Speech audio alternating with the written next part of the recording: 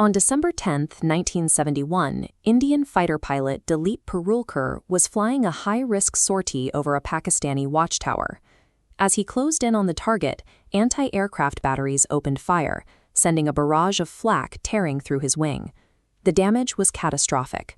Parulkar was forced to eject, plunging directly into enemy territory. He survived the crash, only to be surrounded by a hostile local mob. They beat him severely, and he nearly died right there, before the Pakistani military intervened and dragged him into custody. The military knew exactly who they had captured. Because Parulkar operated this highly advanced Sukhoi fighter jet, marked with the Falcon designation, he was a massive intelligence prize. Interrogators threw him into a dark, damp cell and tortured him for days, demanding he draw a detailed map of India's sensitive Udhampur airbase. Under immense pressure, Parulkar finally agreed. He carefully sketched out a runway and facilities. But he didn't draw Udhampur. He gave them a flawless map of the Mumbai commercial airport. When his captors realized they had been played, they forced him to stand overnight under threat of immediate execution. But the dynamic was set. His body was locked inside a heavily guarded cell, but his mind was already actively fighting back. 2 weeks later, on December 25, the war officially ended. Pakistan surrendered in Dhaka, and the violence across the border ground to a halt. The resulting peace left a massive imbalance in prisoners of war. India now held over 93,000 defeated Pakistani soldiers. In stark contrast, the camp in Rawalpindi held exactly 12 Indian pilots. Parulkar quickly calculated the political reality. Negotiating the release of nearly 100,000 men in exchange for a dozen pilots wasn't going to happen overnight. It was a diplomatic nightmare that could easily stall in bureaucratic channels for years. With the official war over, rescue was no longer an option. If Parulkar and his fellow captives wanted to see their homes again, they had to rely entirely on their own intellect to engineer a way out of Rawalpindi. The initial break came from an unlikely source. The camp commander, Usman Hamid, treated the Indian pilots with respect. To help them pass the time, he gave them a cassette player and a standard atlas. He had no idea he had just handed them the exact tools for their escape. Heading directly east toward the Indian border was a death sentence. The line of control was heavily militarized and swarming with troops. So they mapped out a longer, counterintuitive route, heading northwest to cross the mountainous border into Afghanistan. This diagram shows the layout of the Rawalpindi camp and the immediate logistical hurdle. Parulkar, along with pilots M.S. Grewal and Harish Singhji, used their good behavior to convince the guards to transfer them to cell number 4. Cell number 4 shared a direct boundary with the compound's outer edge. By securing this specific room, the pilots bypassed the heavily guarded inner courtyard and the multiple checkpoints required to reach the perimeter. This cross-section highlights the primary physical barrier standing between them and the outside world. It was an 18-inch thick wall of solid brick and dense cement, and they had to get through it without any power tools or heavy equipment. Their entire excavation operation relied on a stolen pair of scissors and a screwdriver. Night after night, they crawled under a bed and used these crude tools to painstakingly scrape away the mortar, millimeter by millimeter. To avoid detection by the nightly patrols, they restricted their digging to a strict 1-hour window between midnight and 1 a.m. They pushed the tunnel as deep as they could, deliberately stopping right before the final thin outer layer of plaster, so the wall appeared perfectly intact from the outside. To mask their activity further, they deliberately shorted out their cell's electrical fuses. They knew the prison's maintenance protocols were notoriously slow, buying them weeks of absolute darkness to work in. Extracting a human-sized volume of brick and cement creates a massive pile of debris. They packed the dust tightly under their beds.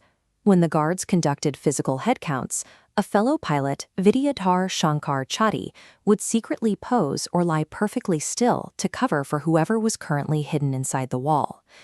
The physical labor of removing masonry with scissors was only possible through sustained psychological discipline.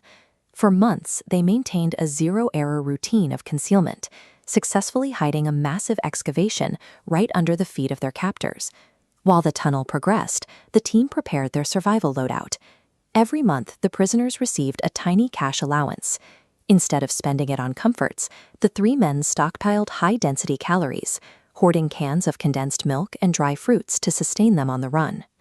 They also needed to know where they were going in the dark. They ripped apart the cassette player Commander Hamid had given them, extracted the internal magnet, and magnetized a standard sewing needle. The result was a surprisingly reliable compass.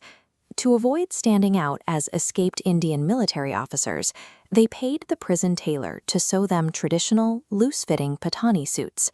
As long as they kept moving, they would look exactly like the local civilians passing through the busy marketplaces. The execution date was set for August 13, 1972. A severe rainstorm rolled over Rawalpindi, providing the perfect acoustic cover. The men smashed through the final layer of plaster, slipped through the hole, and used a makeshift rope woven from bedsheets to scale the outer barbed wire. Breaking out of the compound was a major tactical success. Now, their survival depended on whether their Patani suits and forged identities could withstand the scrutiny of the local population. At first, the urban camouflage worked flawlessly. They slipped into the chaos of the civilian infrastructure, catching local buses and posing as Christians to avoid religious identification tests. By morning, they had successfully navigated the crowded streets of Peshawar. Their ultimate objective was the Torkham border crossing, the gateway into Afghanistan. After a grueling journey, they arrived in the region. Safety was literally just 5 kilometers away. But they had a problem. The terrain was confusing, and they needed to find the exact path to the crossing. The atlas Hamid had given them clearly indicated a nearby landmark they could use to orient themselves, the Landi Khana railway station. This map comparison highlights the fatal flaw in their intelligence. The atlas they relied on was severely outdated. The Landi Khana station hadn't existed for decades. It was permanently shut down by the British in 1932. When the pilots casually asked a local clerk for directions to this ghost station, they instantly exposed themselves as outsiders. They had outsmarted armed guards, defeated thick masonry, and navigated hundreds of miles of enemy territory. But their flawless execution was entirely undone by a 40-year-old cartographic error. Realizing the clerk was suspicious, Porulkar attempted one final desperate bluff. He aggressively claimed they were Pakistani Air Force officers on leave and demanded the clerk call their camp commander, Usman Hamid, to verify their identities. The clerk actually made the call, but the moment Hamid heard the voices on the line, he instantly recognized his missing prisoners. He ordered their immediate arrest, and the 3 pilots were dragged back to Rawalpindi and thrown into solitary confinement. Their breakout was over, but their ordeal eventually reached its end through official channels. Following months of intense geopolitical negotiations, Pakistan's President Zulfikar Ali Bhutto formally authorized the release of the Indian prisoners of war in December 1972. The pilots were caught just 5 kilometers from the border, but the breakout itself validated their months of preparation.